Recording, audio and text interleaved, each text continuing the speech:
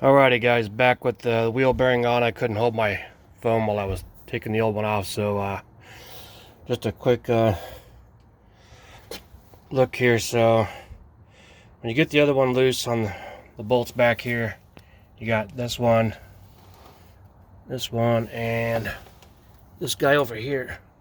So your third one, when you get those guys loose and back them out a little bit, you can grab the axle shaft and shove it back, and it'll push back a good bit, and then you can get a wedge in back here and hold it out of the way so you can get your bolts out.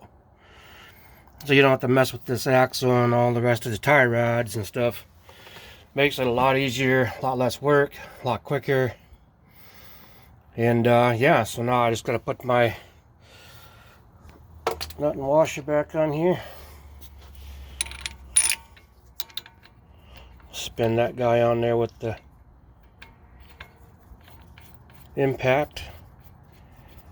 I'll get that one down on there, torque it down to 180 foot-pounds, and I'll get my brakes back on. I'll get my wire put back in the clips where it goes here. That guy bolts here, and then it's got to run. Make sure you put your clips back in the right place. Another clip up here, then your other clip up here, and then the plug-in just hanging out up here. Where'd it go? Oh, right there. And make sure you get that back in place so it doesn't get pinched down here when you're turning the suspension and stuff when you're making turns. Also, it doesn't mess up your wheel speed sensor in this guy. So yeah, it can be done like that, guys. Any comments or questions or anything, just throw them in the comments below.